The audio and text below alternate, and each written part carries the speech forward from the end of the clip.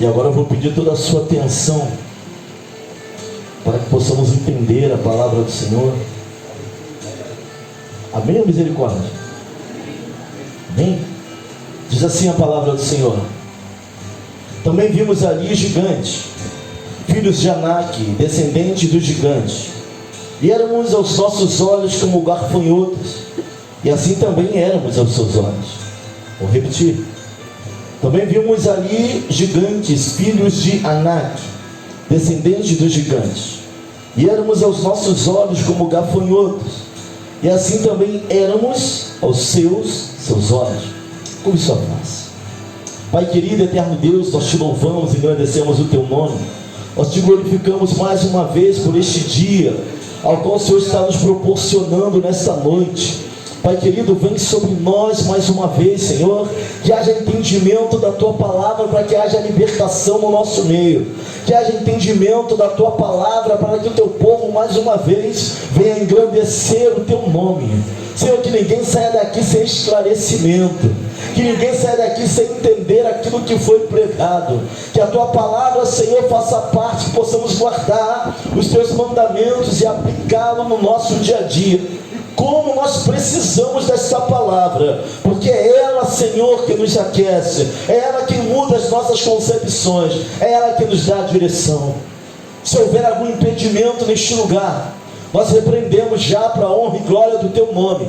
Fica à vontade, Senhor, no nosso meio. A igreja é Tua, o povo é Teu. Há cansaço, sim, Senhor, há guerras aqui neste lugar, mas Tu és o Deus soberano, que nos livra de todo cansaço, todas as batalhas, mas aquele que dá a direção onde há desespero, porque ao homem cabe a confusão de rosto, mas de Ti, somente de Ti, vem a palavra rema, a palavra reta, a palavra que nos conduzirá à Tua presença. Assim nós oramos e Te agradecemos. Amém, amém e amém. Poder sentar. Mas meu irmão, presta toda a atenção aqui. Esse momento não conversa com o irmão do teu lado, presta atenção naquilo que Deus vai estar falando ao seu coração. Nós estamos vendo um relato importante do povo de Deus, irmãos, ao qual o povo do Senhor, ele chega à tão sonhada terra prometida. Me permita relembrar, quem já sabe, fazer uma retrospectiva. Talvez alguém aqui não saiba da história do povo de Deus, de quando José é nomeado segundo no Egito. José vem e traz seus pais, seus irmãos, onde vai formar as tribos. Mas o faraó, que era bom, ele morre. Se levanta um que não conhece ao Deus de José, Deus de Abraão, de Jacó, de José. E Deus escraviza ao povo, e durante 10 anos, o povo foi feito de escravo no Egito. O povo sofreu. Quanto mais se apertava o povo, mais o povo crescia, porque era o povo de Deus, e era duro, amassava barro, fazia-se tijolo. Mas Deus vai levantar um libertador, Deus vai levantar um intermediador entre o povo e Ele, alguém que levaria o povo a sair daquele estado de escravidão. E seu nome é Moisés. Moisés, ele nasce numa situação atípica, adversa. Sua mãe tem que botar ele já no rio para que ele não morresse. Faz um junco, coloca ele ali naquele rio. Tinha bestas, que era típica daqueles rios, crocodilos, mas a mão de Deus estava sobre Moisés. E tudo de Joquebede orava e pedia a Deus, é para que Deus livrasse Moisés da mão de Faraó. E o livramento de Deus vem totalmente o contrário do pedido de Joquebede. Deus vai levar Moisés para o seio do Egito. Deus vai fazer o contrário, Ele vai dar livramento. Mas o livramento de Deus não é aquilo que eu espero. O livramento de Deus não é aquilo que você espera. Fala para o vizinho aí teu, fala assim, ó, Deus faz é da maneira dele. Fala com ele. Eu imagino uma mãe orando, colocando o filho no rio, pedindo para o Senhor livrar da mão dos egípcios, porque havia uma ordem para que todo menino fosse morto. Se fosse mulher, podia viver. O expurgo, extermínio dos homens, para que o povo não crescesse, não se fortalecesse, para que o exército de Deus não tivesse homens suficientes para poder lutar pela liberdade. Mas Deus vai fazer justamente o contrário. Moisés vai ser criado pela filha, uma filha de Faraó. Mas ele tinha sangue de intercessor. Moisés tinha sangue de sacerdote. Ele vai sair daquele lugar, vai cometer um homicídio, vai ver um egípcio destratando um israelita, e ele vai fugir. E o restante, Deus vai falar com ele no monte, no meio da sarça ardente, vai dar a missão ali para o seu filho. Moisés vai voltar para o seio e vai falar para que Faraó libertasse o povo do Senhor, para que o adorasse no deserto. Mas é interessante que o povo sai do Egito, mas o Egito não sai do meio do povo.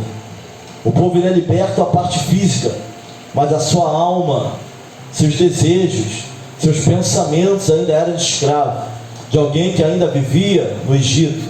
O povo viu o mar se abrir, Deus mandou sarar para o povo, a água se torna em sangue, a água sai da rocha. Eles viram milagres, eles viram o sobrenatural. Deus ele vai mover céus e terra para mostrar para o povo dele quem ele é. Era nuvem de dia, porque o deserto, o sol é escaldante, era coluna de fogo à noite, era anjo guiando. Deus vai mover todo o sobrenatural, mas o coração do povo era um coração de escravo.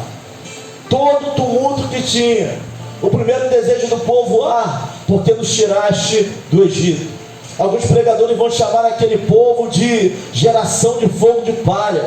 Deus operava um milagre, eles se alegravam e daqui a pouco estavam murmurando. Isso é uma coisa que Deus ele não gosta, é de murmuração. Aqui Deus vai dar uma ordem, uma instrução para Moisés. Essa instrução está em Números capítulo 13, versículo 2. Envia alguns homens em missão de reconhecimento à terra de Canaã. Deus já havia livrado do Egito, agora o povo está andando no meio do deserto, rumo à terra prometida. E ele vai falar: envia um líder de cada tribo dos seus antepassados. Ele vai falar assim: manda um príncipe de cada tribo. Haviam 12 tribos, manda um príncipe, manda um maioral, manda um cabeça, manda um líder, manda alguém de família destacada de cada tribo. Então quem foi ver a terra prometida não era qualquer um, eram pessoas. Entre eles, entre os príncipes, estava Josué e Caleb. Dos 12, 2 iriam fazer a diferença. Pastor, qual é o tema da mensagem de hoje? Os 2 relatórios. Diga para mim assim: os 2 relatórios. Você vai ver que dos 12 vão sair 2 relatórios. No fim de 40 dias, olhando a terra, Deus manda um de cada tribo, ou seja, manda 12. Mas não manda qualquer um não, manda líder. Ver o que tem na terra. O que eles tinham que espiar na terra? Números 13, versículo 18. Vede a terra e o povo que nela habita, se é forte ou fraco, se é pouco ou muito, e como é a terra em que habita, se boa ou má, e quais são as cidades em que habita, e acampamentos ou fortalezas. A ordem foi clara: vai lá vigiar a terra. Deus já sabia o que tinha na terra, mas o povo precisava ver. Nós temos uma dificuldade como povo de Deus, irmãos, porque na verdade a ordem é crer para ver, mas nós temos que muitas vezes ver para crer. Mas a ordem do sobrenatural é o contrário. Você não vê para você crê para ver, não tem que ver para crer, porque a própria Bíblia vai falar: bem-aventurado aqueles que não viram e creram. Então é abençoado aquele que primeiro crê, para depois ver o sobrenatural. Deus já sabia o que tinha ali. Deus já sabe como vai acabar essa noite. Deus já sabe como vai acabar a nossa oração daqui a pouco de joelho. Deus sabe de todas as coisas, mas o povo precisava ver. Vai lá, sobe na terra, anda lá 40 dias, vê se a terra é boa ou má, vê se os homens de lá são fortes ou fracos, olha a estatura, vê se tem forte, vê se tem fortaleza, vê o que está acontecendo. Essa foi a ordem. Passaram pelo vale de Escol. Eles vão pegar ali um ramo de vide. Cacho de uva é tão grande que era o ramo, que eles vão ter que botar aqui. 2 homens vão ter que levar. Tinha romã, tinha uva, tinha figo, todos elementos que simbolizam prosperidade. Eles olharam, realmente, Deus é bom. Deus falou que era uma terra que manava leite e mel. Tem figo, tem romã, tem uva, tem tudo que eles não tinham no Egito, porque lá eles até comiam, até tinha casa, até tinha família. Mas havia o controle de natalidade, o controle do que comiam. Escravo é escravo, escravo não sonha, escravo não projeta. Mas agora eles estavam diante de algo que era bom. Eles viram, experimentaram, eles precisavam ver. Assim como nós, como membresia, algumas vezes nós precisamos ver o sobrenatural de Deus para reafirmar, para edificar a nossa fé. Precisamos ver as mãos de Deus sobre a nossa casa. E por isso que Deus faz algumas coisas, irmãos, na nossa vida. Tudo isso eles viram que a terra era boa. Eles viram que a terra era próspera. Mas também olharam para o povo. E até aí, estão cumprindo uma ordem. Porque a ordem era de olhar o povo. Era de olhar quem estava lá, era de olhar a cidade. Mas dessa ordem surgem dois relatórios, irmãos. Da ordem que Deus deu, vai lá e olha o povo. Vai lá e observa. 10 espias, eles viram as mesmas coisas, mas de 10, de 12. 10 vieram com relatório e 2 com relatório diferente. 10 vieram com relatório negativo. E 2 deles vieram com relatório positivo. Sabe que a gente observar as mesmas coisas e o relatório não bater? Viram o mesmo povo, viram as coisas boas, o relatório bateu. Mas quando chegou na dificuldade, vimos ali os Anaquins vêm os descendentes de gigantes, eram homens de grande estatura. Então os homens que eles iam ter que enfrentar eram homens bem maiores do que eles. As cidades eram fortificadas, tanto era que o muro de Jericó era enorme. O povo de Deus não tinha nada. Era um povo de rural, de gado, de plantação. Não tinha arma para guerrear, não tinha arma para destruir uma fronteira, uma barreira. Então quando eles vêm, eles também vêm contando as coisas boas, mas vêm contando as coisas ruins. Até aí, eles estão cumprindo a ordem do Senhor. 2 relatórios. Atos 7, versículo 38. Pois no deserto Moisés foi o mediador entre o povo de Israel e o anjo que deu a eles a lei de Deus e a palavra viva no Monte Sinai, para transmiti-la a nós. Ou seja, Moisés era mediador. Quando o Novo Testamento vai falar de Moisés, vai falar de Moisés como mediador entre Deus e o povo. Tanta verdade que quando o povo quis ouvir a voz de Deus, o povo vai subir no monte e vai dando trovão, trovoado, o monte fecha, não entende o que Deus tem. Eles voltam correndo. Moisés, não, nós não queremos morrer, suba em meu lugar. Tem até um hino que fala sobre isso. Então nos tira o medo que nos faz dizer: Moisés, suba em meu lugar. Tempestade a você, chuva forte a você. Ou seja, ele não consegue, porque o povo não tinha esse nível de santificação para chegar diante do Senhor. Moisés, quando ele entrava na presença do Senhor, quando a nuvem se apartava, a face dele brilhava. Não dava para olhar para a face de Moisés, porque a glória do Senhor se misturava a Moisés. Tamanho era o nível de intimidade. Diga para alguém assim: tem intimidade com Deus. Fala para ele. Dá para melhorar o nível de intimidade, irmãos, com Deus. Tamanho era o nível de intimidade. Então Moisés era o intermediador. E se Moisés era o intermediador, hoje também na obra existem coordenadores, que estão entre aquilo que Deus revela e aquilo que nós temos que cumprir. Então temos que ter um cuidado hoje com a nossa vida. Porque às vezes quando dizemos não a um líder ou uma obra, estamos dizendo não ao próprio Senhor, porque Ele é quem dá. Aqui é algo que nós temos que pensar e pensar bem. Porque quando rejeitamos a obra que Deus tem na vida de alguém, que é coordenador, que está na frente, não é a pessoa que você está rejeitando, não. É aquilo que Deus mandou para o seu povo. Moisés, ele era o mediador entre o povo e Deus. Mas pastor, o mediador agora é o Espírito Santo. Mas ainda tem coordenadores daquilo que Deus quer na obra. Às vezes rejeitamos uma obra, não está rejeitando um líder de intercessão, não. É o próprio Deus que deu a visão. O povo de Deus tem que andar com temor, irmãos. Nem tudo dá para fazer, mas cuidado com pouco caso. Pouco caso das coisas de Deus é algo complicado. Deus vai falar que nós não devemos falar mal das coisas santas. Muito cuidado.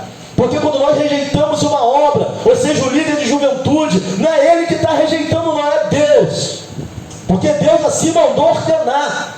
Deus assim mandou consagrar. Então temos que ter muito cuidado com aquilo que se passa pela nossa mente e pelo nosso coração. Moisés, ele era intermediador, é ele que intermedia intermediário entre o povo e Deus. Então rejeitar a Moisés era rejeitar a Deus. Quando eles voltam e dão um relatório para Moisés, estão dando um relatório para quem? Para Deus. Porque se Moisés é intermediador, ele vem com relatório negativo, entrega para Moisés. Estão entregando para quem o relatório negativo? Que relatório você tem colocado diante do Senhor da tua vida? Responde não. Reflexão, pergunta retórica.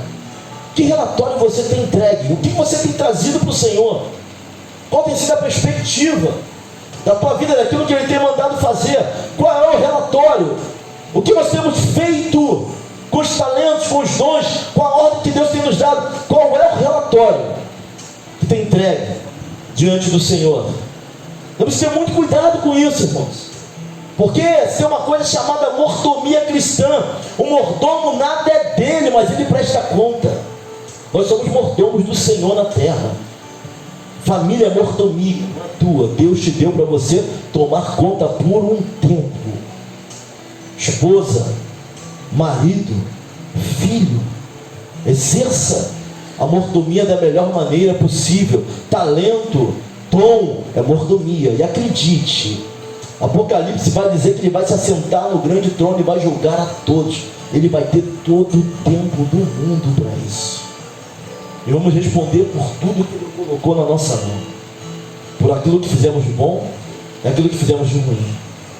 Tem umas denominações aí falando que não tem rol de membro, que não quer saber de quantidade, por isso. Mas a Bíblia vai nos relatar 2 livros: o da vida e o das obras serão abertos. E ele vai ter todo o tempo. A Bíblia diz que os céus fugirão dele. É algo terrível, irmãos. E uma eternidade para julgar um por um. Até os mortos ressuscitarão. Todos passarão pelo grande trono branco. Ele tem poder para isso. Então isso me deixa muito temeroso daquilo que eu estou fazendo com o que Ele me mandou fazer, o que eu estou fazendo com Ele. De fato, me deixa temeroso. Relatório negativo, Números 13:33.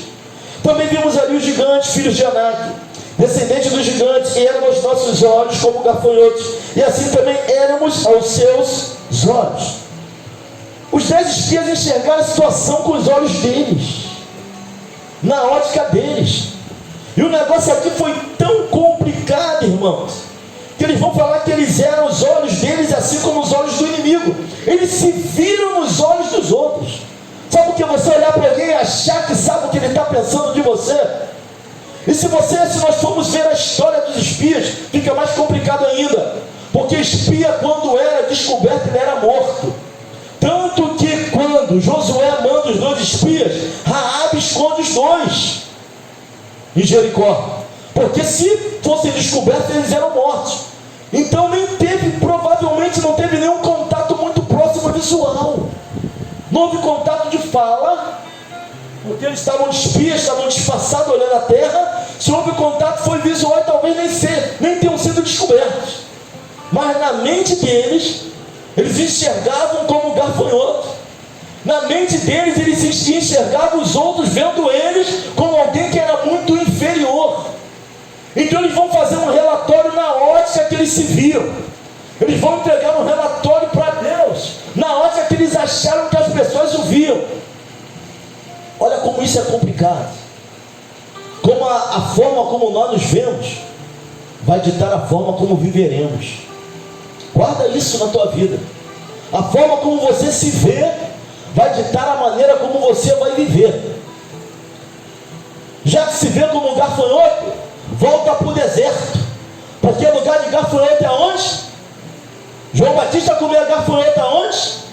Fui estudar sobre o gafanhoto. O pior tipo de gafanhoto, é o gafanhoto do deserto. Já que você se vê como gafanhoto, e lugar de gafanhoto é onde? Mais 40 anos dando volta aonde? A forma como você se vê vai ditar a maneira como você vai viver. Muito cuidado como você se vê. Essa síndrome de gafanhoto, essa síndrome de inferioridade que eles estão passando ali, vai ditar a maneira como eles vão viver e a maneira como eles vão escrever o relatório, não na ótica deles. um relatório completamente negativo. Cuidado com a maneira como você se vê. Presta muita atenção nisso. Fica mais 40 anos no deserto, porque é lugar de gafanhoto no deserto. Para quem anda com Deus, deserto é escola. Para quem se vê pequeno e não atenta para a promessa. Por que eu falo que eles não atentaram para a promessa? Porque Deus, quando chamou ele, vai falar assim, manda os homens, líderes, para a terra que eu vos darei. Quem daria a terra? Deus. Eles só tinham que olhar, só tinham que contemplar. Eles esqueceram do que Deus falou para eles. Ao invés de eles se verem na ótica do que Deus tinha para eles, estava vendo na ótica do que eles se sentiam que eram. E aqui nós temos uma dificuldade, porque é um fator impeditivo. Alguém que se enxerga, que vê as coisas na ótica ao qual ele se vê. E ainda diz que as pessoas enxergam ele da mesma maneira. Nunca perguntou se é isso, mas já está falando que é. É porque é a maneira que ele se vê. Sabe o que Paulo vai falar em 1 Coríntios capítulo 15, versículo 9? Pois eu sou o menor dos apóstolos, nem mereço ser chamado de apóstolo, porque persegui a igreja. Olha a forma que Paulo se vê.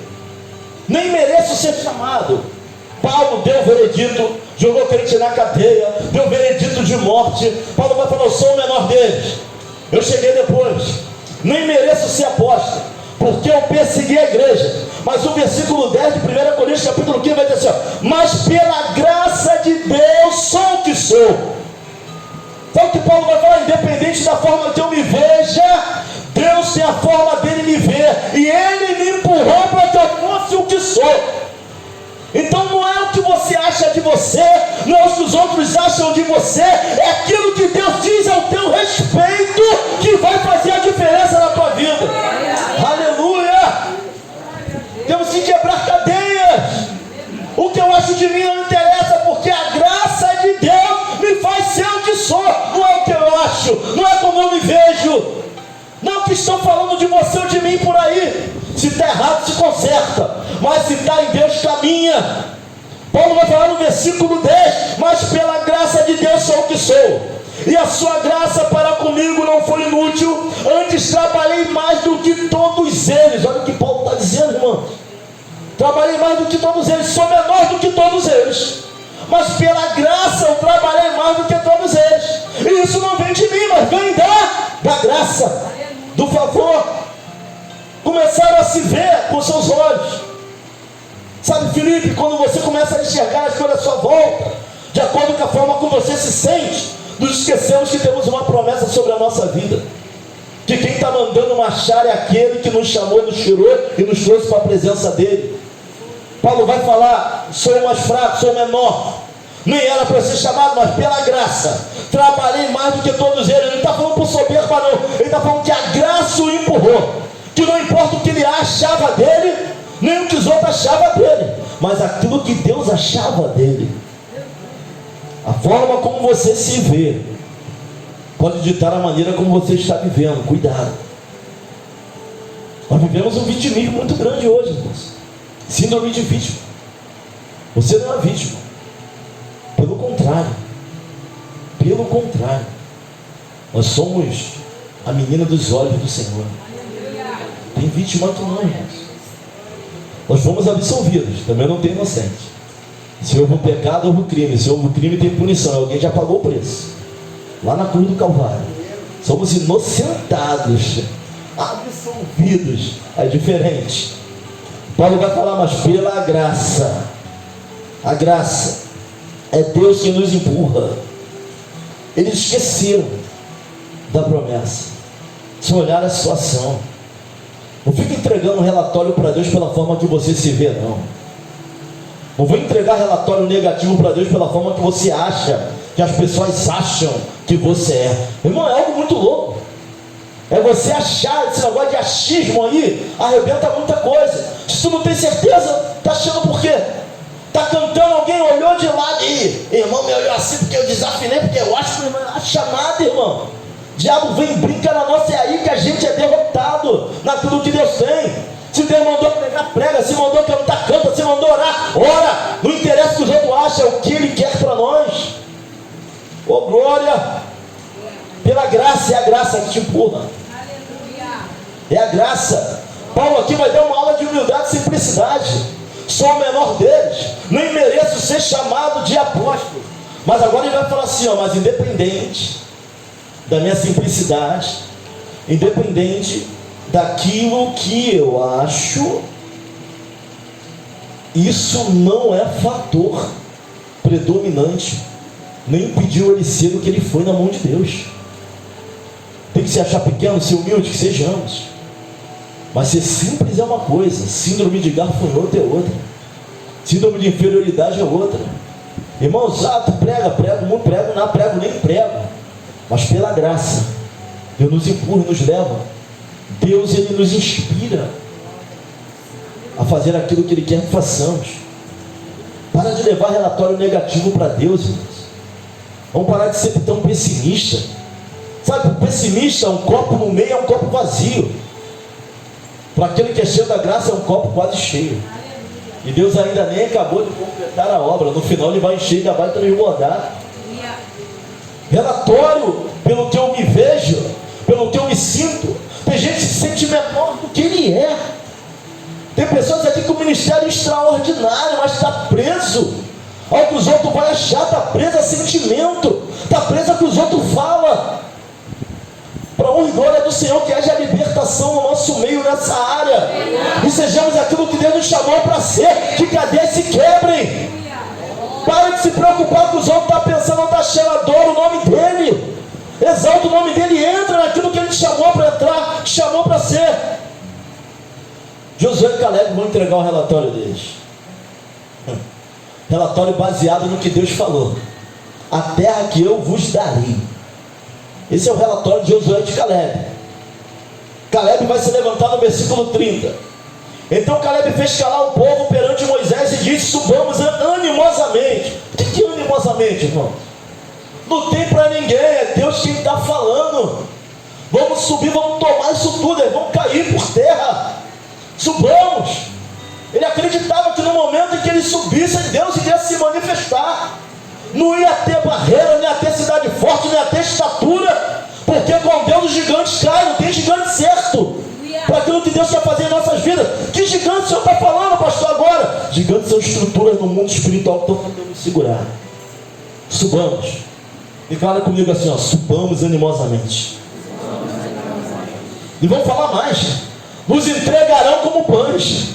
O que é um pão, irmão? Na mão do guerreiro, é só fazer assim, cortar. E é tão verdade que depois de 40 anos no deserto, Josué ele vai entrar na terra, vai mandar dos espias. A prostituta Raabe, vai acontecer a história, Deus vai converter a família dela, vai puxar para ele. Eles ainda estavam temendo o Deus de Israel depois de 40 anos. Tudo que aconteceu no Egito ainda ecoava no ouvido deles. Imagina agora fresquinha ali, eles acabam de sair do Egito, o que Deus faria? Mas como se viram como gafanhoto, Deus falou: essa geração toda aí vai morrer no deserto. Ninguém daquela geração, só Josué e Caleb. E os jovens lá com a idade menor para entender algumas coisas que aconteceram no Egito. O resto, Miriam, Arão. Moisés demonstrou a terra, mas também não entrou. Alguns vão falar que ele nem precisava entrar, que Deus tinha coisas muito maiores para ele, eu sei disso. Mas ali em Canaã ele não pisa. Ele olha a terra do monte, o diabo vai pelejar pelo corpo dele. Olha só, Deus tem que tirar o corpo de Moisés da terra. Vai ter guerra até para o corpo de Moisés. Mas ele não entra. Ele vê, ele enxerga, mas ele não entra. Porque Deus, quando Ele dá a palavra, não tem como entrar. Depois que Ele fecha uma porta, ninguém abre. A porta que Ele abre também, eu quero ver quem é que vai fechar. Pode pelejar, pode guerrear, pode difamar, pode falar mal, não vai fechar. Foi Deus que abriu. É Deus quem está operando. Relatório negativo, versículo 31. Porém os homens que com ele subiram disseram: não poderemos subir contra aquele povo, porque é mais forte do que nós. Qual foi a ordem? ver se o povo é forte. A ordem foi fazer comparação? Não. Nosso problema é não atentar com a palavra. É falar, Moisés, o povo é forte, o povo é grande, as cidades são fortificadas. Alguém falou para falar que eles não teriam nem chance? Não. Isso aí já é deles. Toma decisão em cima de emoção para ver o que acontece. Toda decisão tomada em cima de emoção dá ruim. Toda. Por isso que a Bíblia diz que o choro pode até durar uma noite, mas a alegria vem. Respira, pensa, ora. Provérbios 4, 23. De tudo que se deve guardar, guardar em vosso coração, porque dele provém todas, não é uma nem duas não, todas as saídas da vida. Olha para alguém e fala assim: equilíbrio, meu irmão, tem equilíbrio. Sabe, o sufoco de hoje está pesado, hoje o gigante é grande, hoje as cidades estão fortificadas, mas amanhã Jericó cai na 7ª volta, amanhã Jericó cai no tocar da trombeta, amanhã Jericó cai no alarido do povo, amanhã Jericó cai quando tu começar a glorificar. Hoje parece que não vai cair, tem cadeias hoje que parecem intransponíveis, de tão grandes que são, mas amanhã, quando eu entrar no centro da vontade, quando eu cumprir o que Ele quer, quando eu parar de viver tão pequeno, quando eu parar de olhar para a dificuldade, para olhar para a promessa e para a palavra que foi lançada sobre nós, Jericó cairá, os gigantes também. Não sobra um Anaquim. Depois de 40 anos, Caleb vai chegar para Josué e vai falar assim: ó, eu quero aquela terra lá dos Anaquins. Ele fica engasgado, filho. Tem noção do que eu estou ficando engasgado 40 anos já com o Leonardo? Para a postura de Caleb, ele foi engasgado. Agora já não eram homens de 40 anos, eram homens de quantos? 80? 80 e alguma coisa? Agora não é mais Moisés, agora quem é? Josué. Josué está na liderança. Só que eles estavam juntos quando deu ruim, e eles queriam subir, e a Bíblia vai dizer que eles iam ser apedrejados, porque quando todo mundo está com ânimo lá embaixo e vê alguém falando diferente, movido por Deus, ninguém entende, porque quem está inclinado para a carne não vai entender o que é espiritual. Não tem como. Quem está inclinado para a carne e desespero nunca vai entender o que vem da parte de Deus. Josué e Caleb se levantam, vamos apedrejá-lo, mas Deus interviu. Levantemos um capitão, capítulo 14, e voltemos para o Egito. Por que quando alguma coisa dá errado, o primeiro desejo é de voltar para o Egito? Por que quando alguma coisa dá errado na nossa vida, o primeiro desejo é de chutar o balde? Volta não. O Egito não é mais o nosso lugar não. Se o povo voltasse para o Egito, matariam todos eles. Isso aqui eu estou conjecturando, porque o prejuízo que eles deram foi muito grande.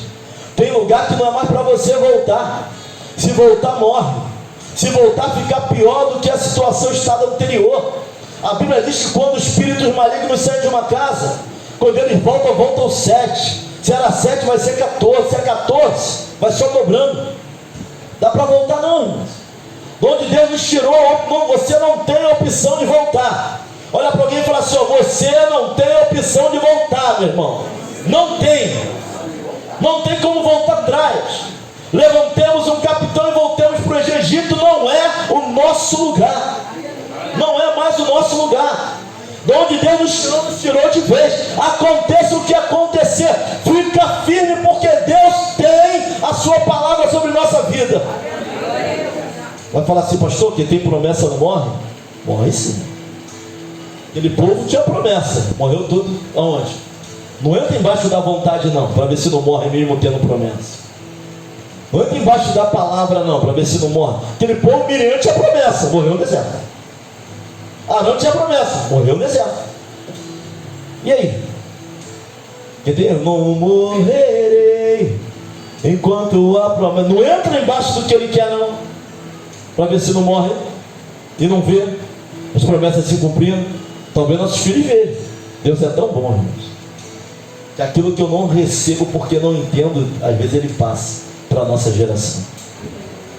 Tão maravilhoso que esse Deus é, porque de fato alguns não entendem, irmãos. Eu estou orando ao Senhor para entender. Sabe, eles vêm falando assim: ó, aquele povo lá é mais forte do que nós. Eles estão apavorados e apavorando todo mundo. O problema do apavorado E de quem não é espiritual, que para ele não basta ele se inflamar. Ele vai tentar inflamar mais alguém. Ou eu não vou no seminário não, tu vai? E se eu fosse tu também não ia não. Ele não consegue não fazer sozinho. Ele quer levar mais alguém com ele. A seu inimigo. Se para ele tivesse salvação, acredite, sem Deus só tem lugares úmidos e áridos. Para ele não tem mais esperança, mas para nós tem. Então, como para ele não tem, ele vai tentar levar o máximo possível com ele. Não quer ir sozinho. Versículo 32. Difamaram a terra que tinham espiado diante dos filhos de Israel, dizendo: a terra pela qual passamos para espiar é terra que consome os seus moradores. Olha o que eles vão falar. Se Deus está falando que é terra que mana leite e mel, tem um homem para falar que é terra que devora moradores? Tem alguma coisa errada. Se Deus está falando que vai dar vitória, quem é o homem para falar que vai dar errado? Se Deus está falando que ele que está levantando, quem é o homem para falar que a escolha foi errada? Se é Deus que está falando, vai entrar onde tu não sabe, não conhece? Vai entrar naquilo que tu não alcança? Eu não entro, irmãos. Tem coisas que eu até não entendo, mas entrar eu não entro. O pastor da minha sogra mal chegou na igreja, ordenou os primos da Janice e Diácono. Que isso? Estranho. Não tinha juventude na igreja. Hoje tem jovem que não acaba mais. Estava na sala dele, Deus falou com ele: ordena aqueles dois casais, aqueles dois pretinhos, nem o nome ele sabia. Ele chegou e ordenou. Vai contender com Deus? Vai achar Tem gente que arrasou demais, irmãos. E é por isso que algumas coisas não dão certo e não vão para frente. Porque com Deus tu tem que crer para ver, não tem que estar razoando. Milagre não se razoa, milagre se vive. Sobrenatural não tem explicação, você prova. Eles começaram a inflamar o povo que estava na terra. O povo que vimos são homens de grande estatura. Conclusão: nós vamos viver aquilo que achamos ser. Aquilo que você vê vai ser aquilo que você vai viver. Que Deus ele nos ajude. Que o Senhor abra a nossa visão. Tire toda a síndrome de gafanhoto. Toda visão moldada no que é físico. Mas o justo viverá pela fé. E se ele recuar, minha alma não tem prazer nele. A gente não vive do que vê. A gente vivemos do que cremos, do que sabemos. Do que lemos e ouvimos e entendemos. Que ele é poderoso para fazer. Tem pessoas vivendo daquilo que enxerga ser. Deus tem muito mais para nós do que aquilo que pensamos, pedimos e almejamos. Servimos a um Deus do sobrenatural. Que toda síndrome de gafanhoto, de pequenice, saia do nosso meio. Mas aqui pequenininha, mas o dono da igreja é infinitamente grande. O dono da palavra é infinitamente maior do que tudo que já vimos. Então é possível uma igreja fisicamente pequena fazer coisas grandes no mundo sobrenatural. Se nosso relatório for baseado na palavra, vitória vem pela frente. Se for baseado naquilo que eu acho ser, ou que eu acho que as pessoas acham de mim, é queda e é queda. Vamos orar nessa noite? Vamos orar, irmãos.